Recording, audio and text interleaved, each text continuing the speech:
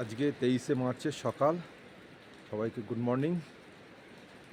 আজকে আমরা হার্সিল থেকে ঋষিকেশে চলে যাব।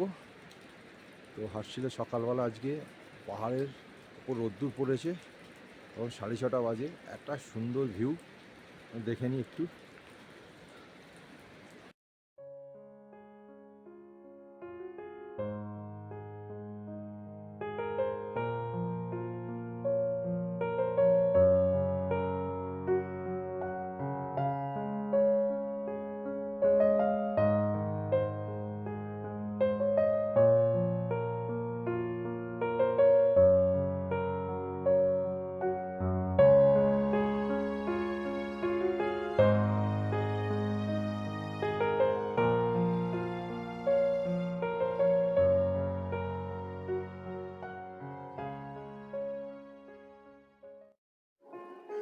গত দুদিন ধরে আমরা হার্সিলের অপরূপ নয়নাভিরাম শোভা মনের মণিকোঠায় আবদ্ধ করে আজ আমরা চলেছি ঋষিকেশের উদ্দেশ্যে। হার্সিল থেকে আমরা গাড়ি ভাড়া করে উত্তরকাশী আসি। গাড়ি ভাড়া পড়েছে 2000 টাকা। আর উত্তরকাশী থেকে বাসে করে ঋষিকেশ চলেছি। আমি অনলাইনে রেড বাস থেকে টিকিট বুকিং করে নিয়েছি। ভাড়া পড়েছে 550 টাকা পার হেড। তবে কাউন্টার থেকেও টিকিট পাওয়া যায়, কিন্তু পছন্দসই সিট পেতে গেলে বাস ছাড়ার 1-1.5 ঘন্টা আগে আসতে হবে। কাউন্টার থেকে টিকিট কাটলে টিকিটের মূল্য অনলাইনের থেকে অনেকটাই কম পড়ে। কাউন্টার টিকিটের মূল্য 300 টাকা পার হেড। আর আমাদের বাস ছাড়ার টাইম ছিল 12:15। আজ 24শে মার্চ। আমরা ঋষিকেশ চলে এসেছি কালকে সন্ধেবেলা। কালকে হার্সিল থেকে উত্তরকাশী এসেছি, উত্তরকাশী থেকে বাসে এসেছি ঋষিকেশ। বাসে ভালোই এসেছি, ভালো খারাপ না। আর আমরা এই হোটেলটায় আছি, এই যে পিছনে।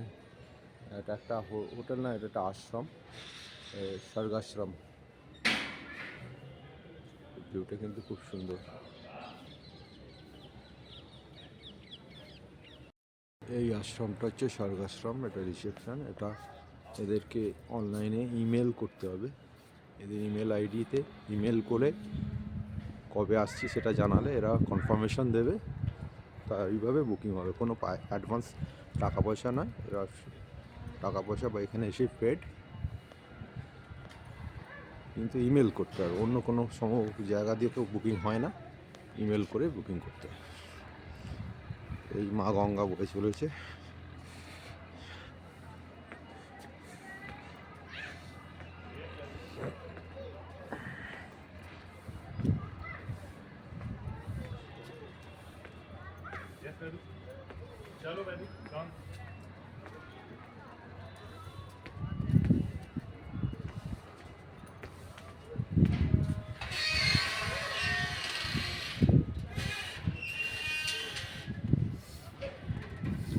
আজকে আমরা ঋষিকেশ আজকে আমরা বাইক নিয়ে ঘুরবো। এখানে বাইক ভাড়া পাওয়া যাচ্ছে, পুরো ঋষিকেশটা বাইক নিয়ে ঘুরবো। কালকে সন্ধেবেলা এক বাইকওয়ালা দাদার সঙ্গে আলাপ হয়েছে। সে বাঙালি, শাওড়াফুলিতে বাড়ি। সে বাইক দেবে বলেছে আমাদেরকে।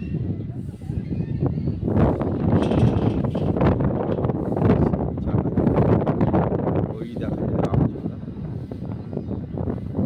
এই রামঝোলা।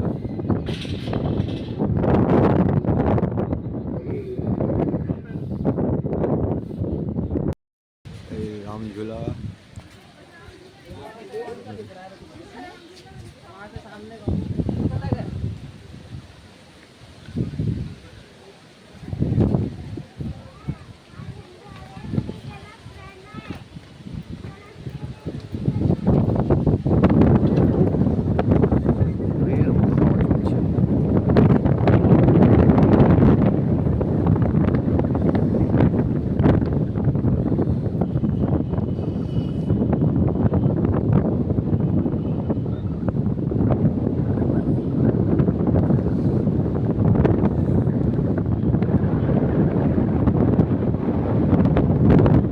এখন সময় সকাল 10টা।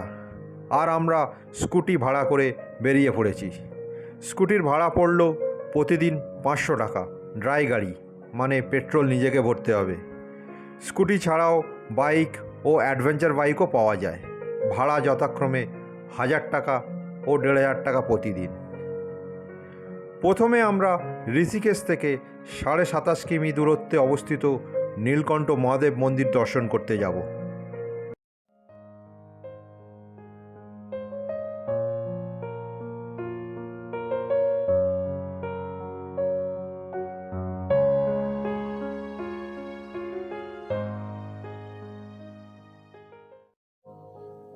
পার্বত্য প্রবাহ শেষ করে মা গঙ্গার সমতলের পথে যাত্রা শুরু এই ঋষিকেশ থেকেই। শিবালিক হিমালয়ের অপরূপ প্রাকৃতিক সৌন্দর্য ও আঁকাবাঁকা পথে মা গঙ্গার নির্মল প্রবাহ এবং সাধুসন্তদের যোগভূমি, এই নিয়ে ঋষিকেশ। ভারতবর্ষ তথা সারা পৃথিবীর যোগ এবং মেডিটেশনের প্রাণকেন্দ্র এই ঋষিকেশ, তাই একে yoga capital of the world বলা হয়। 1999 সাল থেকে প্রতি বছর মার্চ মাসের ফার্স্ট উইকে ইন্টারন্যাশনাল যোগা ফেস্টিভ্যাল হয়ে থাকে এখানে। 2015 সালে minister of tourism Mahesh Sharma Rishikesh ও হরিদ্বারকে টুইন ন্যাশনাল হেরিটেজ সিটি ঘোষণা করেন। ঋষিকেশ রিভার র্যাফটিং ও ক্যাম্পিংয়ের আদর্শ জায়গা। এছাড়া বাঞ্জি জাম্পিং সহ বহু অ্যাক্টিভিটি হয়ে থাকে। এখানে বহু বিদেশি পর্যটকদের আনাগোনা। 70-এর দশকে এখানে হিপিদের খুবই রমরমা ছিল।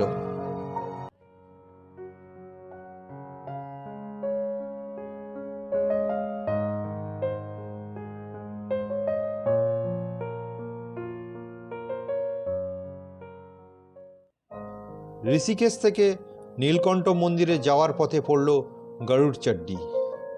এটি গরুড় দেবতার মন্দির। কথিত আছে এই মন্দির প্রদক্ষিণ করলে গ্রহদোষ কাটে। মন্দিরের ভিডিও করা নিষিদ্ধ ছিল, তাই করতে পারলাম না।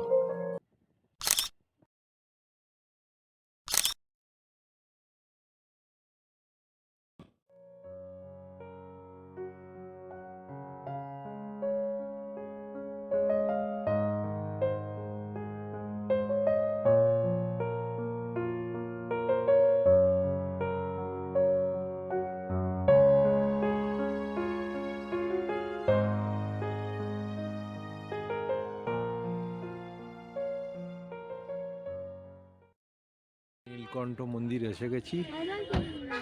এখন পার্কিংয়ে বাইকটা রেখেছি, স্কুটিটা রেখে এবার যাব মন্দিরের দিকে।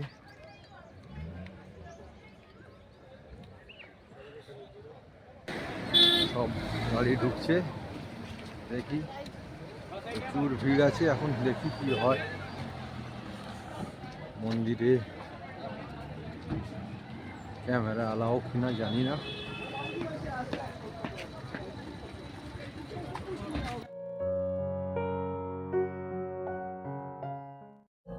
সমুদ্র মন্থনের সময় অমৃতের সাথে সাথে গরল বা বিষও উঠেছিল। তখন মহাদেব এই স্থানে সেই বিষ পান করে নীলকণ্ঠ হয়েছিলেন। তাই এই মন্দিরটি নীলকণ্ঠ মহাদেব মন্দির নামে পরিচিত। গাড়োয়ালিদের কাছে এটি খুবই পবিত্র মন্দির। তারা শ্রাবণ মাসে পায়ে হেঁটে গঙ্গা থেকে জল নিয়ে দীর্ঘ এই পাহাড়ি পথ অতিক্রম করে বাবার মাথায় ঢালতে যায়।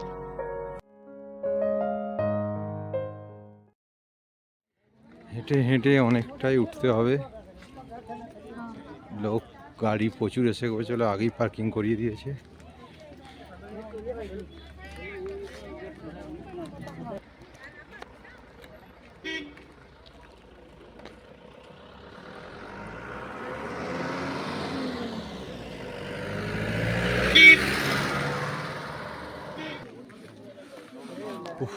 এসে গেছি, ওই চূড়ো দেখা যাচ্ছে। 2 কিলোমিটার আগে দাঁড় করে দিয়েছি। 2 কিলোমিটার পাহাড়ি রাস্তায় হেঁটে হেঁটে আসছি।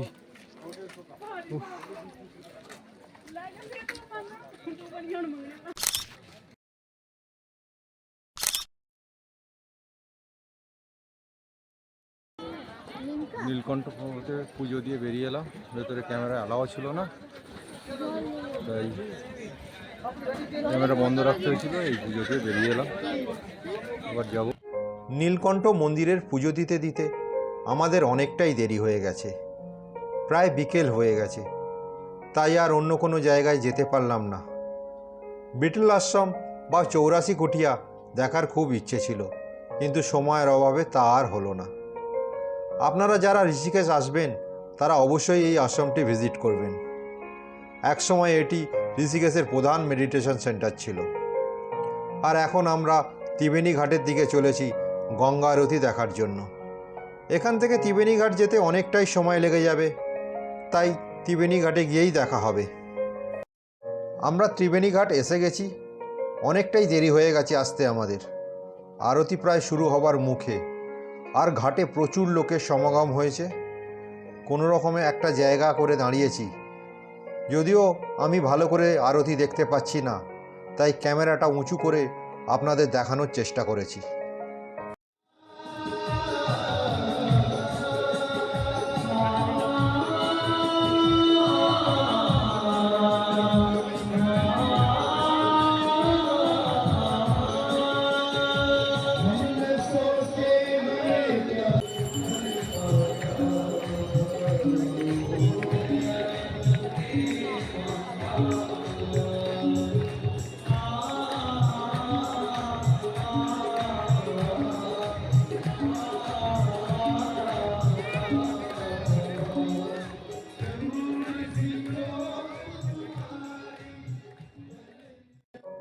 আরতির ভিডিওটা অনেকটাই বড়, তাই এখানে পুরো ভিডিওটা দিতে পারলাম না। পুরো ভিডিওটি দেখার জন্য আমার ফেসবুক পেজে ভিজিট করুন। ডেসক্রিপশন বক্সে আমার ফেসবুক পেজের লিংক দিয়ে রাখলাম, আপনারা ভিজিট করতে পারেন।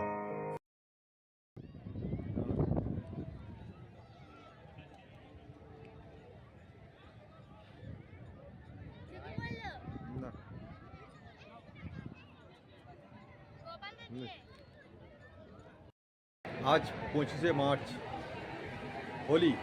সবাইকে হ্যাপি হোলি। আজকে ঋষিকেশে আমাদের শেষ দিন, এবার বাড়ি ফেরার পালা। ঋষিকেশে দোল খেলে নিয়েছি, ভালো, সবাই মিলে দোল খেলেছি। প্রচুর মানুষজনের সমাগম নদীর ধারে। ফরেনাররা খুব আনন্দ করে দোল খেলছে। দেখাই আমার হোটেলের সামনে রাস্তা দিয়ে। আমরা যে আশ্রমে আছি, যে রুমটায় আছি, তার ব্যালকনি থেকে ভিউটা, সামনে গঙ্গা,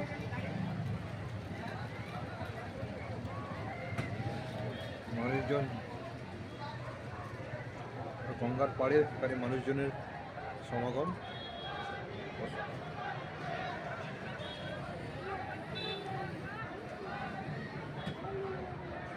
আমরা আসলে একটু তাড়াতাড়ি করে নিয়েছি, আমাদের তো সন্ধ্যে ট্রেন, আবার বেরোতে হবে, যেন তাড়াতাড়ি দোল খেলে নিয়ে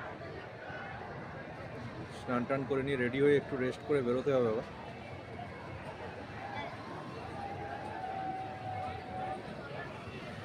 টিকিটটা একটা দিন পরে কাটলে মনে হয় ভালো হতো। আজকের এই ভিডিওটি আমরা এখানেই শেষ করছি, আর এর সাথে সাথেই আমাদের উত্তরাখণ্ড ট্যুর শেষ হলো। এর পরের এপিসোডে থাকবে নতুন জায়গা, নতুন ভিডিও। আর এই ভিডিওটি যদি আপনাদের ভালো লেগে থাকে তাহলে লাইক, শেয়ার ও কমেন্ট করবেন। আর আমাদের এই ছোট্ট চ্যানেলটিকে সাবস্ক্রাইব করে আমাদের পাশে থাকবেন। নমস্কার, ভালো থাকবেন সবাই।